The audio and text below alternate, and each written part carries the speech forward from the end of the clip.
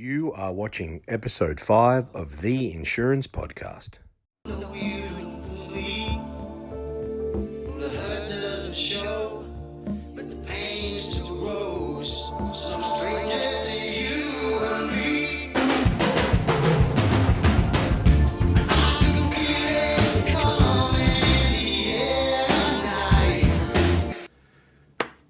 Hello everybody, welcome back to the Insurance Podcast. That was a top song. Everyone's going to know what that is. I don't need to say anything, but it was Phil Collins. Awesome song. He was originally part of a band, Genesis. I think he was the drummer, and then went out on his own as Phil Collins and produced some awesome music. That's one of his good ones. Blast from the past there. So here we go, episode 5 now. We're up to episode 5 of the Insurance Podcast. Thanks for tuning back in. If it's your first time listening or tuning in, thank you. The Insurance Podcast is what it's called. My name's Brad Dawson. We try to run this podcast to give a bit of an insight onto what's happening with the insurance industry in Australia and abroad this week. Whatever's happening seems to be happening in the world. This week, I just wanted to talk about a couple of topics that are a bit more worldly and that will impact Australian insurance, I think, in my opinion. But we received a few emails from some clients this week, one in particular that was more than happy to take a poke at my attire. He's also a friend of mine as well, so he didn't hold back. Black polo shirts, he thinks I've got a cupboard full of them. It may or may not be the case. Ignore the logo. That's not to do with this podcast, I'm just at work. So I wanted to record this content and put it out to you guys. So I have a lot of them, okay? Deal with it. All right, before I get into episode 5, I'm wondering if you guys could please do as you've been doing. I can't thank you enough for the support I've been getting for the podcast, but if you aren't following us along yet, you're welcome to. All of our social medias is at the Insurance Podcast. Facebook is at the Insurance Podcast Australia. YouTube, the Insurance Podcast. Twitter, we're up on Twitter now, is at the Insurance PC. And SoundCloud, you can find the audio file of this YouTube video up on SoundCloud too, which is soundcloud.com/the Insurance Podcast. So thanks again for everyone for your support and tuning in. It's blown me away actually at how many people have given me some positive feedback and some feedback, whether it's positive or not. But I appreciate everybody writing in and talking to me and telling me what they think. The fact that it's creating some sort of conversation about insurance where it's mostly boring and a bit, it's just not something that too many people are interested in. I am, and that's why I try to make it a little bit fun with doing something like this. This week, I've had a great week. I'm actually just back from Thailand this morning. We flew in at 6:30 this morning, had a week away. So I'm feeling a bit fresh, but also a bit dazed as well. There's no rest for the wicked, so straight back into work this morning, into Brisbane at 6:30, in the office by 8:30, 9 o'clock this morning. So we're ripping and raring, ready to go. So this is episode 5, like I said. I wanted to talk this week about and get some conversation going about some claims that are occurring right down the east coast of Australia, and in particular the far north, the far north Queensland area. Even as I'm recording this podcast, there's Tropical Cyclone Anna that's hanging around out there. We hope that it stays out there and doesn't sort of head any closer to Australia. We really don't need any more ugly weather up in that sort of area. It's not good for all the people that are living up there. There's a lot of people that are still impacted, that still don't have a lot of facilities. Still waiting on claims, still waiting on responses. There's a lot happening. I talked about it in our last podcast, episode 4, where we briefly talked about that as well. So what I wanted to focus on this week was, are we seeing more and more natural disaster sort of activity in Australia certainly since I've been in insurance, I've obviously noticed it. Prior to that, I wasn't in insurance, and I guess you just see what you see on the news, but being so heavily involved in it now, we see it all day, every day. We see embargoes come through from insurers. We see loss adjusters being, from a different area, flying in and flying out from areas because they need additional support. But what I think primarily is what I wanted to discuss this week was these natural disasters, and are humans impacting the natural order of things. I don't know if anybody's watched the recent documentary by Sir David Attenborough. It's called Our Planet. Spoiler alert, just letting you know, spoiler alert, I'm going to talk a little bit about it, not too much, but if you haven't seen it, I would recommend you see it, at least one or two of the episodes of the first or the season that they've released some weeks ago now. I myself have never had any hesitation whatsoever with watching anything Sir David has been involved in. It's always really great content. His voice is quite soothing when he talks about some amazing things. You can tell he's definitely passionate. Nor can I say that I haven't watched an entire, binge watch an entire season of a show on Netflix or wherever your preferred station is. I think we've all done that. What I can say is that anybody that probably would maybe share my opinion on this is anyone that's seen this recent documentary series would agree that there's sort of an overall message of the show that humans might be doing the best we can to destroy the planet. Again, I'm taking the message that I got from this documentary series. I'm not using other references at this point. I just want to bounce it off this particular season that he talked about. It made it pretty difficult for me to actually watch it. Anybody else that has watched it as well, I'm sure you might have struggled as well. I found myself could only sort of watch it at one episode at a time, because to the conclusion of each episode, it really did. A couple of the episodes I watched actually brought me to tears. If you haven't seen it, spoiler, wait until you get to the falling walruses down the cliff face of Russia. After the other, it's heartbreaking. Then the reason for that is I'm doing a terrible injustice of explaining it. The reason for that is that because the ice caps are melting, the waters are rising. There's not enough ice out there because it's just the ice has melted. So the walruses that are usually basing themselves on the ice, there's no area for them to try and relax and rest on the ice. So they're going to land and having to climb these huge rock faces. Apparently they've got terrible eyesight, and when they try to get back down to get into the water, they can't see and they just fall off. Excuse me. So I'm probably not painting a real nice picture of the show, but if I could put it in words, it was sort of like a beautiful but punishing glimpse of the Earth's slow demise, and may or may not be our impact, but it seems to be, from the evidence they provided, it seems to be from primarily human impact. And it seems to be like a rolling change of what's happening to our planet and how it's affecting things and how it's going to affect one of us and all of us. I mean, some of the parts that they were referring to is that the most aggressive climates, so the most hottest and the most coldest, or the most concentrated climates, whether it's the Amazon or Antarctica or wherever it may be, for the extreme climates, seem to be the most affected at the start, and then obviously as that progresses, it's going to impact and move to other areas where most of the people in the planet live, where it's more comfortable, I suppose.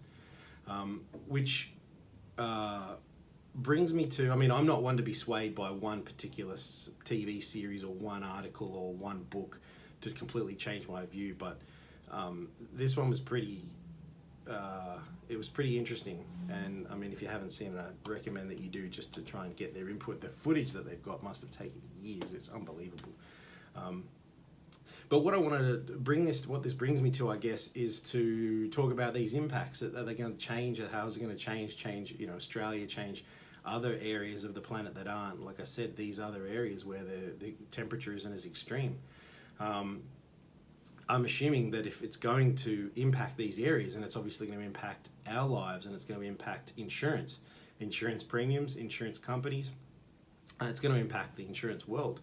How can an insurer continue to maintain profits and stability if they're paying more claims? Insurers, I mean, just from the recent Townsville claims, they paid out, I think, as of middle of April or end of April, it was something like $1.3 billion in insurance claims. So, and that was just to then.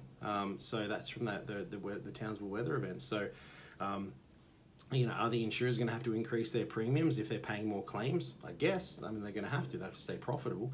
And is it going to be higher or faster than the current inflation rate, or the CPI increase? I mean, I've tried to consider some of the areas that it's going to have both an impact on insurers and consumers, because I'm trying to approach this from a non-biased sort of point of view. But the climate change that I guess is happening day to day, whether it is, I mean, argue whatever you want. I've seen some really interesting podcasts, or at least videos, from a fella by the name of Dan Pena. I think if you haven't heard of him, he's known as the $50 billion man. If you watch any podcasts, I mean, everybody watches Joe Rogan Experience now, I guess, but a Joe Rogan podcast, he was on it probably 18 months, 2 years ago. Interesting guy. He's very, very vocal on on LinkedIn, about how he runs these different seminars. He's an exceptionally wealthy man, and he sort of is still bouncing off the insurers will know what's best. I get his position on it, but I don't necessarily agree with it. I mean, yes, the insurers and the banks are the best ones to bounce things off, but the insurers and the banks aren't always right. So, this change that's happening is happening faster than we've been able to so fast that we're able to scale how quickly it's happening in such a short space of time. I guess in some cases, there's insurers are providing policies in some areas, for example, like Townsville, where other insurers are not providing policies and often are not profitable in some of these areas. So the insurers are trying to do the right thing and still provide policies in some of these locations, even though there's no profit in it for them, which is wonderful. But how long can they maintain that? If there's only 2 insurers left in that area, they're charging, say, a premium which might be twice, 3 or 4 or 5, 10 times the premium of an area that doesn't have these high claims or high natural disaster sort of areas. I mean, how long are those insurers going to be able to do that and accept doing that? I mean, the insurance industry is also exposed to negative consequences of climate change due to the assets that it sort of manages.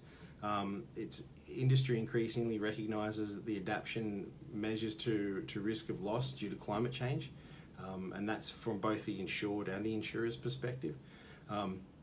There's surely got to be ways that we can try to mitigate these potentially inevitable effects that are going to happen to the planet, that are happening to the planet, affecting the industry and the consumers' assets and, I guess, their pocket. What we've I discussed it with another industry colleague, and we sort of came up with a few ideas. It's just very rough ideas, but something that may work for the industry or may not. Again, this is just my opinion on it or interest. Is that through perhaps carefully crafted policies and support, governments can fill insurance gaps where otherwise insurers won't provide that cover, and that may, decrease some of the risks to expose to extreme weather conditions. Hazards such as tropical cyclones, sea level rises, these create added risk for coastal communities in Australia, if we're talking about Australia in this case we are.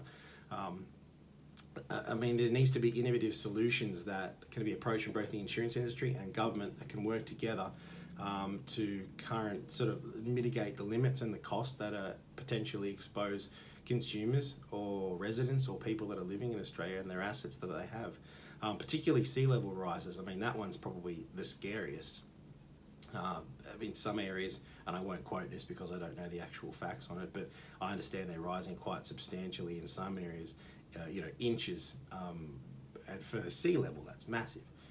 You think about the entire ocean, anyway. And then I think generally like a better global understanding to approach consuming the planet's resources.